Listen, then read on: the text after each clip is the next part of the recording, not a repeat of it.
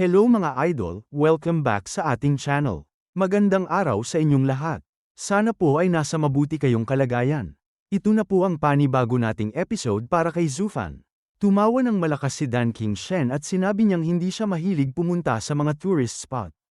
Isa lamang siyang matandang martial artist na mas nasisiyahang makinig sa mga tula, humanga sa kaligrapiya at mga painting, at uminom ng alak. Kaya naman sinabi niya sa Prime Minister na maaari itong pumunta roon ng mag-isa at ituring ang lugar na parang sarili nitong tahanan. Ngumiti naman ang Prime Minister at sinabi niyang sayang naman kung hindi niya isasama ang bagong Sword King. Gayunpaman, nais niyang ipaalam kay Dan King Shen na ang lugar na kanilang pupuntahan ay may kaugnayan din sa mga painting, kaligrapiya, at poetry. Kaya sinabi niya sa bagong Sword King na kung sakaling magbago ang isip nito, maaari itong pumunta sa lugar na tinatawag nilang kakaibang tourist attraction ng lungsod. Alam mismo ng Prime Minister kung ano ang tunay na dahilan kung bakit nais manatili roon ni Dan King Shen. Ngunit hindi na niya ito pinakialaman. Pagkatapos nito ay agad na siyang umalis. Samantala, agad namang kinausap ni Sword King Feiyun ang kanyang big brother na si Dan tungkol sa kasalukuyang sitwasyon. Ayon sa kanya, bagamat ipinapakita ng Prime Minister at ng buong Sword Star Royal Family ang kanilang matinding paghanga at respeto sa mga Sword King, hindi siya naniniwalang yun talaga ang kanilang tunay na pagtingin sa kanila. Sa mismong mga domain na kanilang pinamumunuan, naglagay ang Prime Minister at ang Royal Family ng maraming especially iya upang bantayan ang bawat galaw nila. Ito rin ang dahilan kung bakit kahit ang maliliit na insidente, gaya ng mga naganap na pag-atake, ay agad na nalalaman sa Imperial Capital kahit hindi naman nila ito direktang iniuulat. Tumayo si Feiyun at tinanong ang kanyang big brother na si Dan kung sa tingin ba nito ay karapat-dapat silang tratuhin ng ganoon. Ngunit kalmado lamang na sumagot si Dan King Shen. Para sa kanya, hindi na sila dapat ituring na mga tunay na Sword King. Sa halip, isa lamang silang grupo ng mga talunang general na kalaunan ay matatalo sa kamay ng Sword Venerate. Dahil dito, hindi na siya umaasa pang magkakaroon sila ng tunay na halaga sa mata ng Royal Family. Sa katunayan, ang tanging dahilan kung bakit patuloy na sinusunod ni Dan King Shen ang mga utos ng Prime Minister ay upang mapanatili ang kapayapaan sa kanyang domain. Wala siyang pakialam kung ilang especially iya pa ang ilagay ng Royal Family sa kanyang teritoryo. Ang tanging mahalaga sa kanya ay maprotektahan ang kanyang nasasakupan at mapanatili ang kapayapaan sa kanyang domain. Naging seryoso naman si Feiyun dahil talagang kakaiba ang paraan ng pag-iisip ng kanyang kaibigan. Isa itong idealistang kontento na sa maliit na bansang kanyang nabuo at pinamumunuan. Noon, pumayag siyang maging taguan ng undefeated Sword Venerate dahil nais niyang gamitin ang pagkakataong yun upang mapaunlad ang kanyang sariling martial arts path. Hindi ang titulo bilang Sword King ang dahilan kung bakit niya tinanggap ang maliit na posisyong ito. Sa halip, nais lamang niyang sundan ng isang napakalakas na expert at gamitin ito bilang stepping stone upang makabuo rin siya ng sarili niyang domain sa martial arts. Pinapangarap ni Feiyun na balang araw ay makuha niya ang Soaring Heaven Sword at maging master ng buong Eastern Land. At sa kasalukuyang sitwasyon, pakiramdam niya ay hindi na malayo ang araw na maisa sa katuparan niya ang kanyang ambisyon. Ngunit tumawa lamang si Dan King Shen at sinabihan ng kanyang kaibigan na tigilan na nito ang pangarap na maging master ng Eastern Land. Lalo na dahil hindi na yun mangyayari kapag tuluyan ang nakalabas sa seclusion ng undefeated Sword Venerate. Darating ang araw na ang buong kontinente ay magiging bagong teritoryo ng Sword Star Empire. Sa huli, ang pinakamataas na posisyong maaari nilang makuha ay ang maging isang administrative official ng isang bansang tulad nito. Hindi sila kailanman magiging tunay na master ng sarili nilang lupain. Dahil dito, galit na sumigaw si Feiyun. Iyon ang nais makamit ni Dan King Shen, ngunit hindi iyon ang kanyang sariling layunin. Hindi niya matatanggap na bilang isang henyo sa martial arts, habang buhay lamang siyang magiging tauhan ng iba. Hindi rin niya kayang tanggapin na ang sarili niyang Eastern Land ay tuluyang maging teritoryo lamang ng Sword Venerate. Kahit paminsan ay pinagtaksilan niya ang lupaing yun. Kumikislap ang mga mata ng Sword King habang mariin niyang sinabi na darating ang araw na siya mismo ang bubuo ng sarili niyang landas sa martial arts. At upang patunayan ang kanyang kakayahan, gagamitin niya ang sacred weapon na kanyang natanggap mula sa kanyang kapatid. Samantala, agad namang nagtungo ang ating bida kasama si Yulin sa kabundukan upang siyasatin ang sinasabing kuta na nakita nitong pinuntahan ng mga bantay ng Feiyun Manor. Ilang daang milya ang layo ng lugar mula sa lungsod, at halos walang taong makikita sa paligid. Kung sakaling may mangyari kay Zufan sa lugar na yon, walang sino man ang makakakita o makakarinig sa anumang mangyayari. Makalipas ang ilang sandali, biglang huminto si Yulin nang mapansin niyang nasa kalagitnaan na sila ng kabundukan. Sinabihan niya ang ating bida na tumigil na rin sa pagsunod sa kanya. Agad namang nagtanong si Zufan at tinawag si Yulin bilang kanyang big cousin. Sinabi niyang parang may mali sa lugar dahil kanina pa niya sinusuri ang paligid. Ngunit wala siyang nakikitang kahit anong bakas ng mga martial artist na dumaan doon. Hindi naman natuwa si Yulin nang muli siyang tawagin ni Zufan na big cousin. Para sa kanya, talagang marunong ang batang ito gumamit ng matatamis na salita upang mapalapit sa kahit sino. Kaya hindi na rin siya nagulat kung bakit madaling nahulog ang kanyang junior sister sa matatamis na salita ng batang ito. Talagang mahusay si Zufan pagdating sa ganitong paraan. Kasabay nito, itinuro ni Yulin ang isang kuweba at sinabi niyang iyon ang lugar kung saan niya nakita ang mga gwardya ng Feiyun Manor na pumasok. Hindi naging convenient para sa kanya na ipakita ang kanyang mukha, kaya nais niyang si Zufan mismo ang pumasok at mag-imbestiga sa loob.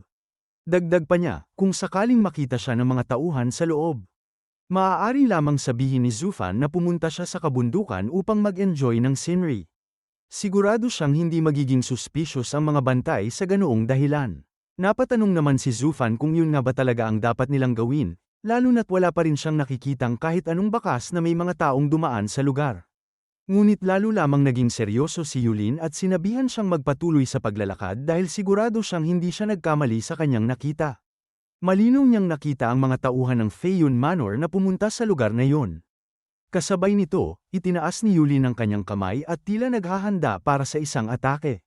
Ipinaliwanag niyang kung hindi lamang mahirap para sa kanya na magpakita ng kanyang mukha, siya na mismo ang papasok at mag-iimbestiga sa loob ng kuweba.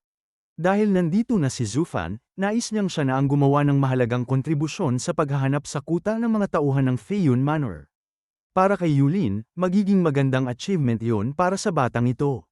Ngunit sa hindi inaasahang pagkakataon, biglang tumakbo si Yulin papunta sa likuran ng ating bida at naghanda ng isang atake. Agad itong napansin ng ating bida, ngunit hindi niya ito pinigilan. Sa halip, sinabi lamang niya na siya na ang mauunang pumasok sa loob upang maisigaw nila ang plano ng kanyang big cousin. Nang marinig ito ni Yulin, napuno siya ng matinding kasabikan at agad niyang pinakawalan ang kanyang napakalakas na atake mula sa likuran ng ating bida. Sa kanyang isip, ito na ang perpektong pagkakataon upang atakihin si Zufan at magkaroon ng dahilan para sabihin na hindi siya ang tunay na umatake rito. Naging seryoso naman ang ating bida dahil napaka-obvious ng tunay na intensyon ni Yulin. Talagang balak nitong atakihin siya habang nakatalikod. Napansin din ni Zufan na napakabilis at napakalakas ng paparating na palm strike. Kaya napaisip siya kung kailangan ba niya itong iwasan o hindi. Ngunit alam niyang kapag naiwasan niya ang atake, tiyak na malalantad ang kanyang tunay na cultivation level. Sa kabilang banda, kung hahayaan naman niyang tumama ang atake at hindi siya makaranas ng kahit anong pinsala, malalantad din ang kanyang tunay na kapangyarihan. Kaya matapos pag-isipan ng sitwasyon, nagdesisyon si Zufan na hayaan na lamang tumama ang atake sa kanyang katawan at magkunwaring nakatanggap siya ng matinding pinsala. Napansin din niya na ang puwersang taglay ng atake ay kayang tanggapin ng isang martial artist na nasa Radiant stage. Hindi ito isang fatal attack. Ibig sabihin, walang balak si Yulin na patayin siya. Ang nais lamang nito ay bigyan siya ng matinding pinsala. Dahil dito, pinili na lamang ni Zufan na sundin ang plano ng kanyang kalaban. Hindi na niya iniwasan ang atake. Nang tuluyang tumama ang palm strike sa kanyang katawan, napakalakas niyang napasigaw bago tuluyang bumagsak sa lupa. Nagkunwari siyang nawala ng malay, dahilan upang isipin ni Yulin na matagumpay ang kanyang plano. Tumawa si Yulin at sinabi sa kanyang isip na matagal na niyang binigyan ng babala si Zufan na huwag itong lalapit sa kanyang junior sister na parang isang linta. Ngunit hindi pa rin ito pinansin ang kanyang mga banta. Kaya para sa kanya, si Zufan mismo ang naghahanap ng kamatayan at wala itong ibang dapat sisihin kundi ang sarili nito. Nakangiting sinabi ni Yulin na hindi dapat isipin ni Zufan na dahil bahagi na siya ngayon ng Shonguan family at walang sino man sa kanilang mga tauhan ang basta-bastang maaaring gumalaw sa kanya, maaari na itong umasta na parang isang young master. Totoong kailangan nila ang identity ni Zufan upang mapanatili ang kanilang pagkukunwari sa loob ng mansion, ngunit hindi ibig sabihin noon na kailangan nila siyang manatiling ligtas at walang anumang pinsala.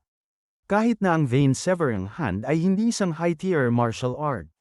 Sapat pa rin ang kapangyarihan nito upang magdulot ng matinding pinsala sa katawan ng isang martial artist. Sa pamamagitan ng mga susunod niyang pag-atake sa mga pangunahing acupuncture points ni Zhu Fan, unti-unting masisira ang kanyang meridians at hihina ang daloy ng kanyang cultivation. Sa loob lamang ng 10 araw, tiyak na mawawala ang kakayahan ni Zhu Fan na gumamit ng martial arts dahil ma-obstruct ang daloy ng kanyang meridians. Pagdating naman ng 20 araw, magsisimulang bumaba ang kanyang cultivation hanggang sa tuluyan itong bumalik sa antas ng isang ordinaryong tao. At makalipas ang 1 buwan, magiging ganap ng crippled si Zhu Fan. Kahit pa mag-imbestiga ang family head, wala silang makikitang ebidensyang magtuturo kay Yulin. Samantala, tuwang-tuwa si Yulin sa kanyang plano. Kahit pumasok pa si Zhu Fan sa Xiong'uan family, hindi na ito magiging karapat-dapat sa atensyon ng kanyang junior sister kapag tuluyan na itong naging crippled. Ang pinakamasaya para sa kanya ay walang sino man ang maaaring sisihin siya sa nangyari. Ngunit biglang ginamit ng ating bida ang kanyang domain soul upang makausap si Yulin. Sa pamamagitan ng kanyang malalim at demonyong boses, sinabi niya na siya mismo ang nakasaksi sa lahat ng ginawa nito. Kaya hindi niya maiwasang tanungin kung hindi ba natatakot si Yulin na malaman ng kanilang family head ang katotohanan at matuklasan ang tunay niyang ginawa. Kung mangyari yon, maaaring tuluyang magbago ang tingin ng family head sa kanya at hindi na nito ipagkatiwala sa kanya ang kanyang anak. Hindi naman natinag si Yulin. Sa halip, nagyabang siya at sinabi na hindi naman niya binigyan si Zhu Fan ng isang nakamamatay na pinsala. Kung sakaling tanungin siya ng family head, maaari lamang niyang sabihin na sinalakay sila ng mga tauhan ng Feiyun Manor at naiwan si Zhu Fan sa gitna ng labanan. Dahil nasugatan nito, wala siyang ibang nagawa kundi atakihin si Zhu Fan hanggang mawalan ito ng malay upang mailigtas ang kanyang buhay. Kahit pa maghinala ang kanyang uncle dahil sa biglaang pagkapilay ng cultivation ni Zhu Fan, sigurado si Yulin na hindi nito maiisip na siya ang tunay na may kagagawan. Para sa kanya, perpekto ang kanyang plano dahil walang sino man ang makakahanap ng ebidensyang mag-uugnay sa kanya sa nangyari. Ngunit biglang napatigil si Yulin nang mapagtanto niya kung kanino talaga nagmula ang boses. Tinanong niya kung sino ang nagsasalita. Agad namang sumagot ang ating bida. Sinabi niyang ang pagiging masama ni Yulin at ang pagiging shameless nito pagdating sa paggawa ng mga patibong ay isang personalidad na bihira niyang makita sa isang tao. Sa kanyang paningin, perpekto si Yulin para sa demonic path. Dahil dito, inalok niya si Yulin na umalis na lamang sa Xiong'uan family at sundan siya sa kanyang demonic path. Labis namang nagulat si Yulin nang mapagtanto niyang nasa loob na pala siya ng domain soul ni Zhu Fan. Gayunpaman, hindi siya agad natakot. Sa kanyang pananaw, hindi sapat ang isang domain soul upang tuluyang ma-restrict siya, lalo na't nasa soul harmony stage na siya. Alam niyang higit na mas malakas ang isang martial artist sa soul harmony stage kaysa sa isang domain soul na nagmula sa isang martial artist na nasa ethereal stage lamang. Kaya ngumiti si Yulin at sinabi na talagang napakalakas ng loob ng taong ito upang subukang ikulong siya sa loob ng isang domain soul kahit alam nitong nasa soul harmony stage siya. Tinanong niya kung talagang iniisip ng misteryosong expert na sapat ang kapangyarihan ng domain soul nito upang tuluyang pigilan ang kanyang kilos. Kasabay nito, agad na naghanda si Yulin para sa isang pag-atake. Bilang isang young master na may napakalakas na talento, nais niyang ipakita sa misteryosong expert ang kanyang tunay na kapangyarihan at wasakin ang buong domain soul na ito. Ngunit bago pa man niya tuluyang mapakawalan ng kanyang atake, biglang lumitaw ang itim na enerhiya mula sa domain soul ng ating bida at mabilis na humawak sa kanyang katawan. Nagulat si Yulin nang mapansin niyang hindi niya maigalaw ang kanyang mga kamay. Makalipas lamang ang ilang sandali, mas marami pang itim na enerhiya ang lumitaw at mabilis na pumulupot sa buong katawan ni Yulin. Tuluyan itong pinigilan ang kanyang mga galaw at wala siyang magawa upang makawala. Dahil dito, napatanong siya kung ano ang nangyayari at kung bakit hindi niya magawang alisin ang mga itim na enerhiyang nakapulupot sa kanyang katawan. Tumawa lamang ang ating bida at sinabi na napakalawak ng mundong ito at walang katapusang posibilidad ang maaaring mangyari. Kaya bilang isang martial artist, hindi dapat maging kampante ang isang tao dahil lamang sa kanyang sariling antas ng kapangyarihan. Dahil minsan, kahit gaano kataas ang cultivation ng isang tao, maaari pa rin siyang mapabagsak ng isang bagay na hindi niya kailanman inasahan. Dagdag pa ng ating bida, ang pagiging isang martial artist na nasa soul harmony stage ay hindi nangangahulugang palagi na itong mananalo laban sa isang expert na nasa ethereal stage. Sa mundong ito, napakaraming hindi inaasahang pangyayari, at hindi sapat ang cultivation level lamang upang matiyak ang tagumpay. Para sa kanya, sadyang naging sobrang arogante si Yulin dahil nagawa nitong harapin siya mismo sa loob ng kanyang soul domain. Sa halip na magalit, bahagyang ngumiti ang ating bida at sinabi niyang talagang nagustuhan niya ang pagiging despicable at shameless ni Yulin. Sa totoo lang, malaki ang pagkakahawig ng ugali nito sa kanyang sariling personalidad noong siya ay kaedad pa lamang ni Yulin. Dahil dito, nagdesisyon siyang gumawa ng exception ngayong araw at tanggapin si Yulin bilang kanyang disciple. Gayunpaman, bago niya tuluyang tanggapin si Yulin bilang kanyang disciple, kailangan muna nitong isagawa ang initiation rite. Kaya inutusan niya si Yulin na lumuhad ng 100 beses bilang tanda ng kanyang pagpapasakop at pagtanggap sa kanya bilang master.